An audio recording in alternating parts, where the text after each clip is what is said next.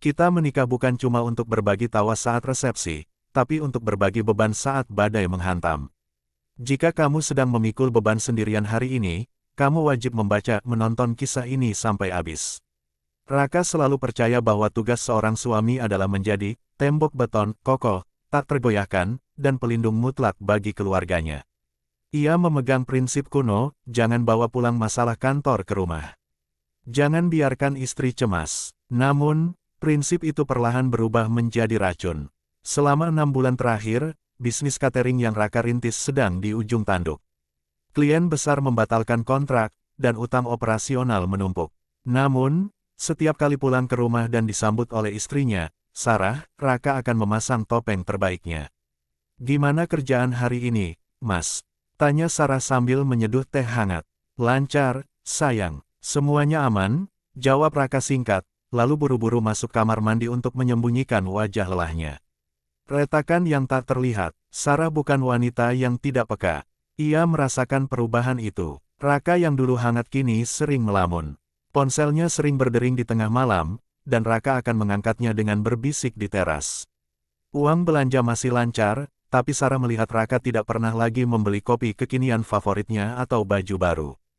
Ketidakterbukaan itu menciptakan jarak. Sarah mulai merasa tidak dianggap.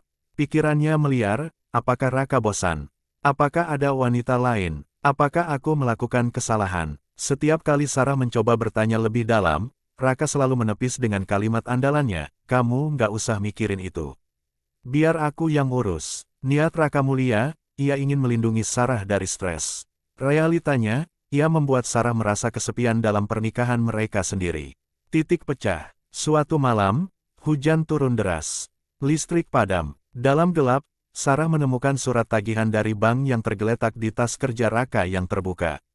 Surat peringatan penyitaan aset. Raka masuk ke kamar dengan lilin di tangan dan menemukan Sarah sedang memegang surat itu dengan tangan gemetar. "Mas, apa ini?" Suara Sarah parau. Raka terdiam. Wajahnya pucat, pertahanannya runtuh. "Sarah, dengar, aku nggak mau kamu kepikiran." "Nggak mau aku kepikiran," potong Sarah, air matanya tumpah. "Selama 6 bulan ini aku merasa tidur di sebelah orang asing, Mas. Aku bingung kenapa kamu berubah dingin. Aku stres mikirin apa salahku. Ternyata, kamu memikul ini sendirian. Aku suami, Sar. Ini tanggung jawabku," bela Raka lemah. Sarah mendekat, menatap mata suaminya tajam. "Kita menikah bukan cuma untuk berbagi tawa saat resepsi, Mas. Kita menikah untuk berbagi beban saat badai.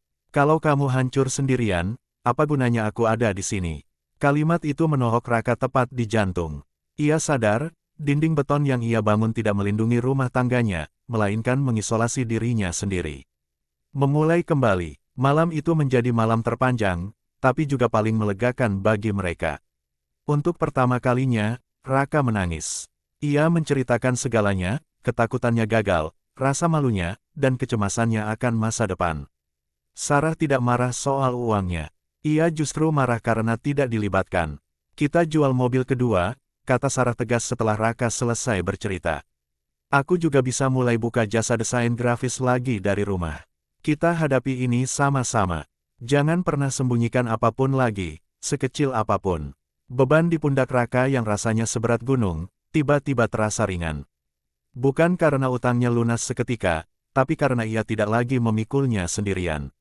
Akhir bahagia yang realistis. 3 tahun kemudian, bisnis Raka belum kembali ke masa kejayaannya, tapi sudah stabil dan sehat. Mereka hidup lebih sederhana, tapi jauh lebih bahagia. Tidak ada lagi rahasia. Jika Raka pusing, ia bilang pusing. Jika Sarah lelah, ia bilang lelah. Keterbukaan itu tidak membuat masalah menghilang, tetapi membuat mereka menjadi tim yang solid untuk menghancurkan setiap masalah yang datang. Raka belajar satu hal penting, rumah tangga yang kuat bukan dibangun oleh 2 orang yang sempurna, melainkan oleh 2 orang yang jujur dan saling menopang.